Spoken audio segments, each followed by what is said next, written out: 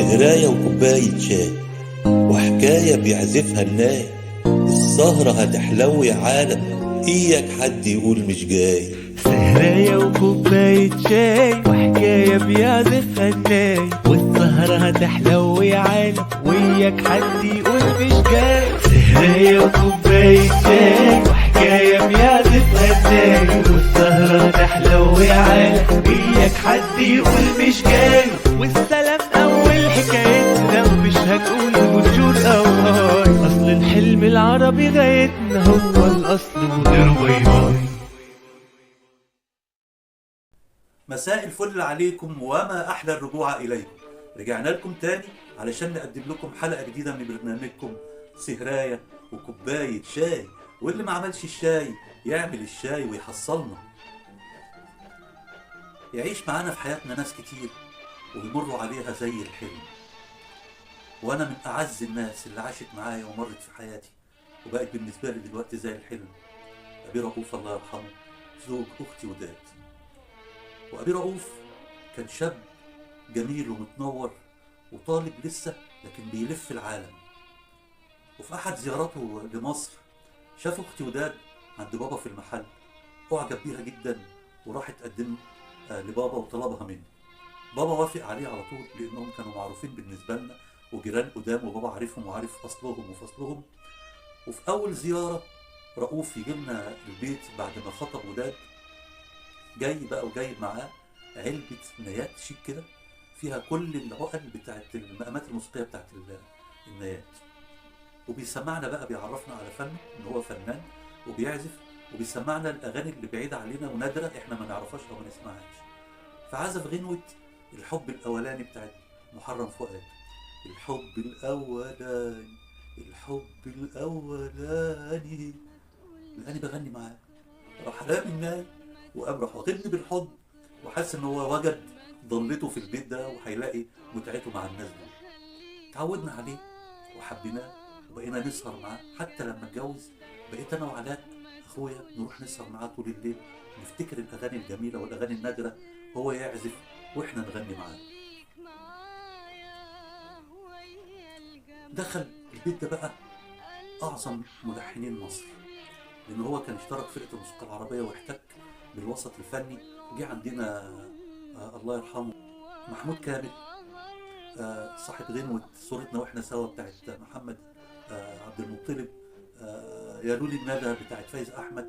ليه الحان عظيمه وجميله جدا، جه بيتنا كتير. ومحمد فؤاد لانه كان ساكن قريب مننا جه سهر معانا كتير وغنى معانا كتير قبل ما يذيع صيته وقبل ما يشتهر. وكانت فرقة الموسيقى العربية بقى بتحيي كل مناسباتنا السعيدة، كانت أعياد الميلاد والأفراح والسبوع وكل ده كانت بتيجي تحيي فرقة الموسيقى العربية في بيتنا. وكانوا الجيران ينزلوا يقفوا على باب الشقة عندنا يسمعونا ويسمعونا من المنور ومن الشبابيك. كنا عاملين حالة رائعة وحالة جميلة جدا. لما اتجوزت بقى انا وعلاء بقى ما بقيناش نروح لأبي رؤوف بقى، يعني علشان فبقى لما يشوفنا يقول لنا يلا بايظين بايظين، على اساس ان احنا ايه ما بقيناش يعني بنسال فيه ولا نروح نبات معاه زي الاول. خلف محمد وبعدين خلف اسلام، وكبروا الولاد، مصاريفهم زادت، وهو حبيبي كان متعود على الدخل الكبير ومصاريف كتير، يعني لازم هو يبقى راكب عربيه وعياله راكبين عربيه. فقرر يسافر تاني لان دخله في مصر مش مكفيه، فيسافر على امريكا، ومن امريكا للامارات، من الامارات لامريكا. تعددت بقى سفرياته كتير علشان المسؤوليه والحمل بتاع المصاريف، لحد ما جاء في يوم كان موجود في مصر وكان المفروض هيسافر الصبح. فخلصت شغلي ورحت اسلم عليه قبل ما يسافر، صلينا العشاء سوا وتعشينا، وبعدين راح جايب الأورج وحطه على رجله على اساس ايه ندندن حاجه كده. فافتكر ايه، جاب غنوة شادية، غنوة ما تقولش بكره، ما تقولش بكره تيرارارا. احنا قلنا ما تقولش بكره وهو بيقول لي اللازمه دي تيرارارا. راحت ولاد اختي معيطه فانا رحت معيط على عيطها، راح رامي الأورج جنبه وقال والله انتوا عالم فقر، والله ما انا مغني. ودي كانت آخر مرة تتملى عيني بأبي رؤوف الله يرحمه، بعد عشرة طويلة جميلة ما فيهاش غير المحبة والجمال والذوق. وحشتنا رؤوف، وعايز أقول لك إن تعبك ما راحش سدى. محمد بقى موسيقار كبير ما شاء الله، وألحانه جميلة ومالية الدنيا. وإسلام بقى مهندس ناجح ماشي على نهج أبوه، بيلف العالم وربنا فاتح عليه وميسر عليه، يملى العين حبيبي. الله يرحمك يا رب.